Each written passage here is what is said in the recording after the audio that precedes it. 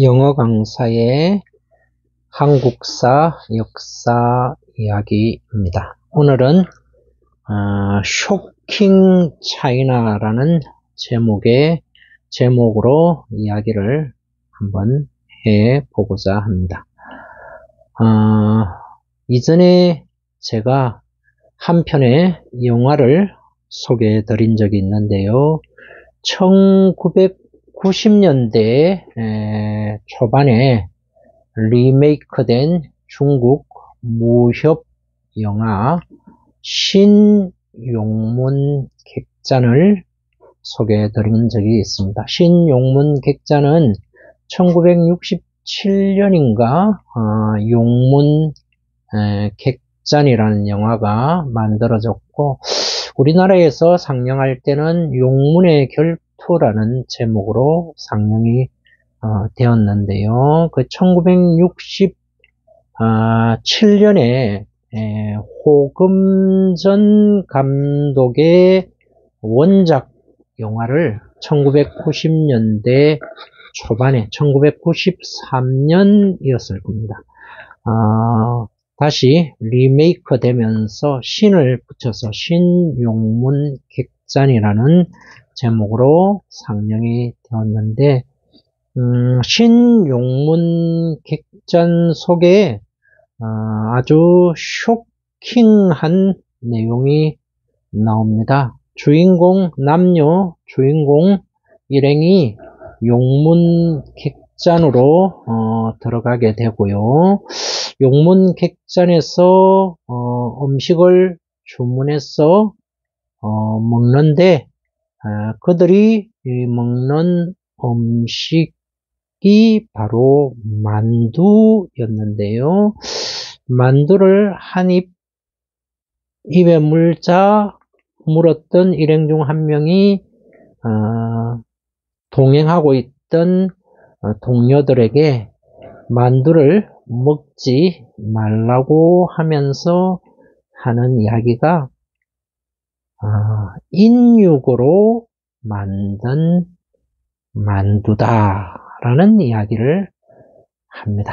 영화 속에 사람을 죽여서 인육으로 만두 속을 만들었다는 그런 이야기인데요. 영화의 한 대목 자체가 쇼킹하기도 하지만, 그런데 이것이 한편의 영화로 그냥 흘려버릴 수 없는 것은요, 명나라 때 만들어진 중국 4대 기서의 하나이고, 중국 송나라를 배경으로 하고 있는 4대 기서 중 하나인 수호전요. 보통 수호지라고 하지만 정확한 번역은 수호전이 맞지 싶습니다. 수호전, 중국의 4대 기서로 꼽히는 수호전에도 역시 사람의 인육을 써서 만두 속을 만드는 그런 내용이 나오죠.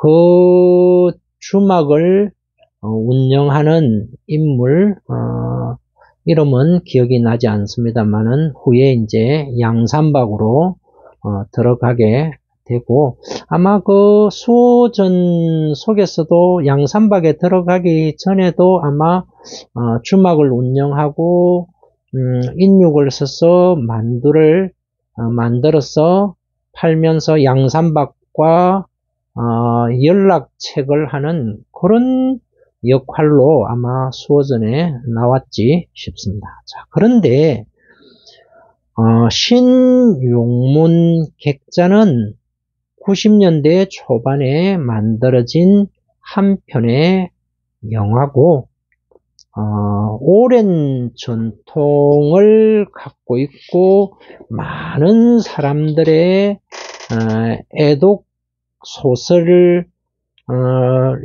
하지만 수호전도 소설이 아니냐라고 치부할 수 있겠습니다만은 동양의 헤로도투스라고 불리는 인물이 있죠. 헤로도투스 하면은 서양에서 역사학의 아버지로 불리는 인물인데요.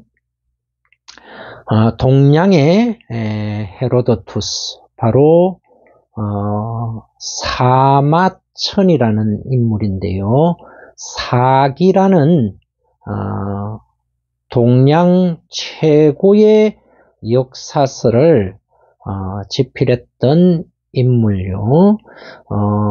중국 한나라를 전한과 후한으로 나누는데, 전한 무제 시절, 무제에 대한 평가는 상당히 극과 극으로 나뉘어집니다만은 실크로드를 개척하고 정복 사업을 활발히 벌이고, 우리 한국 고대사화는 한국의 최초의 왕조라고 할 수 있는 고조선을 멸하면서 한사군을 설치했던 중국 한나라의 황제가 바로 무제인데요. 무제 시절에 역사책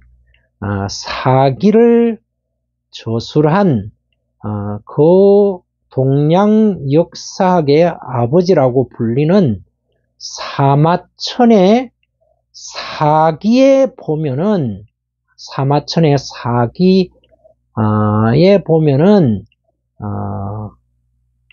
한나라 전한을 세운 유방, 한고조 유방과, 그리고 유방의 라이벌인 항우, 유방과 항우에 관한 자세한 기술이 나오는데요. 유방의 아버지와 유방의 처가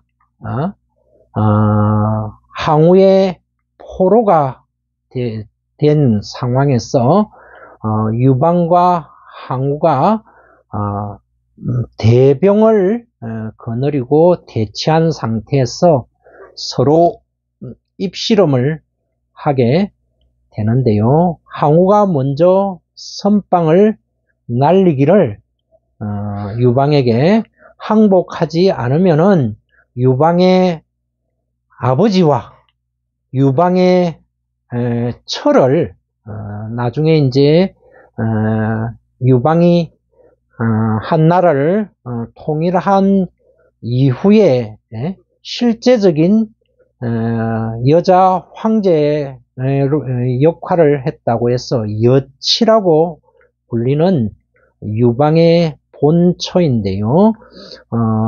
유방의 아내와 유방의 아버지를 삶아 먹어버리겠다 라고 썸빵을 날리자 유방이 항우의 선빵에 반격을 하면서 하는 말이, 국을 끓이면은 그 국이 식기 전에 내게도 한 그릇 따뜻하게 잘 먹게 한 그릇 보내주기 바란다 라고 유방이 항우의 공격에 반격을 가했다 하는 이야기가요, 소설 초안지에 나오는 이야기가 아니고 중국 역사학의 아버지라는 사마천의 사기에 나오는 한 에피소드입니다. 인육의 풍습이 원시 미개 종족의 풍습이다 하니 일반적으로 그렇게 생각하기 쉬운데 한나라 시절 유방과 항우가 천하의 패권을 다투던 시절에 한쪽은 유방의 아버지 유방의 철을 삶아 먹겠다고 이야기를 하고, 그리고 유방은 그 국이 식기 전에 따뜻한 국을 한 그릇 내게도 보내주기 바란다 라고 응수하는 내용이 정사인 사마천의 사기의 또 한 가지 특징 중 하나는 항우에 관한 이야기가 열전에 나오는 게 아니고 제왕들의 행적을 기록한 봉기에 나오는데요. 항우 봉기에 그러한 내용이 기술이 되어 있다는 것은 대단히 충격적인 내용인데요. 자, 그렇기 때문에 수호전에 인육을 만두 속으로 만드는 이야기도 나오고요.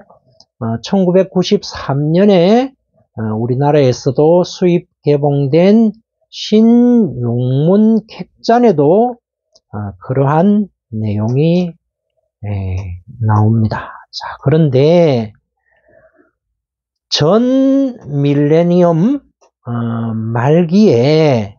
말기부터 새로운 밀레니엄이 시작되는 초기에 우리나라에 엽기적인 살인마 사건이 있었는데요. 소위 말하는 지존파 사건이 있었습니다. 그리고 지존파를 모방해서 연이어 일어난 사건이 막가파 사건인데요. 사람들을 잔혹하게 살해하고, 그리고 그들이 합숙 생활을 하면서 담력을 키우기 위해서 인육을 먹었다 하는 보도가 언론에 보도가 되면서 대한민국 전 국민을 충격에 몰아넣었는데요.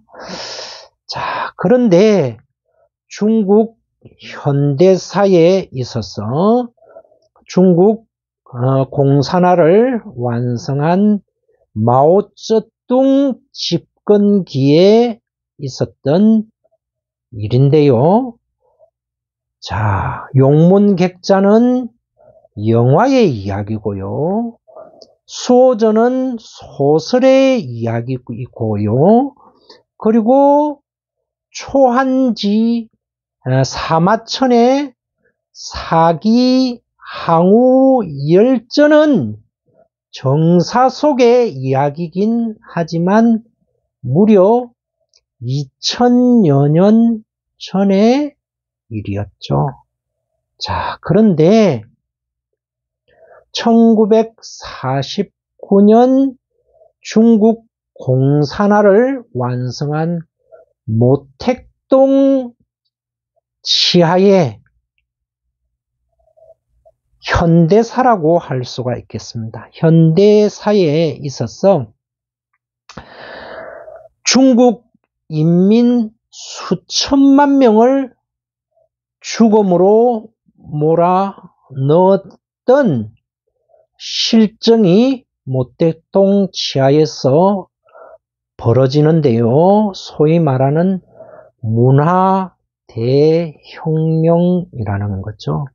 자, 그런데 모택동의 문화 대혁명 시기 동안에 수천만 명의 중국 인민이 굶어 죽었다는 그 사실도 충격적이지만요.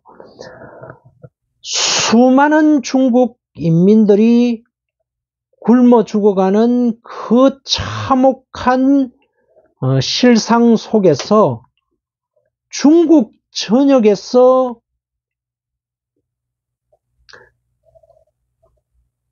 소설 속에나 등장하고 2000년 전에 등장했던 인육을 먹은 일이 우리나라 지존파 막가파에 의해서 이루어진 게 아니고요. 굶어 죽어가는 중국 인민들에 의해서 도처에서 인육을 먹는 참혹한 일이 공공연히 자행되었다는 것입니다. 죽의 장막이 쳐져 있던 시절에는 감추어졌는데 이후에 중국 현대사를 연구했던 많은 서양 학자들의 근래에 발표한 서적들에 의하면요, 인육을 먹는 그 참혹한 상황들의 양태도 다양했어요. 굶어 죽어가던 중국 인민들이 죽은 지 얼마 안 되는 시신들을 먹기도 했고요. 심지어는 주변 사람들을 살해해서 인육을 먹는 다양한 형태의 참혹한 상황들이 중국 전역에서 공공연하게 자행되었다는 충격적인 사실입니다. 이것이 소위 말하는 공산화된 중국 인민들이 가장 존경하는 모택동 치하에서 일어났던 일이고요. 그러한 모택동을 대한민국의 정치인들이 가장 존경한다고 하고 있다는 그 사실은 더욱더 충격적이지 않습니까? 흔히 인류의 역사가 발전되어 간다 하는 명제를 너무나 당연한 것으로 받아들이지만 볼셰비키 혁명 이후에 유토피아를 이야기하고 인민의 낙원을 이야기를 하며 공산주의를 전파했는데요. 공산주의를 표방했던 철의 장막, 죽의 장막 하의 국가들의 실상들을 보면 저는 과연 인류의 역사가 발전해 나아가고 있는가 하는 그런 사실에 그런 너무나 많은 사람들이 당연하게 받아들이는 그 명제에 회의적인 생각이 들기까지 합니다.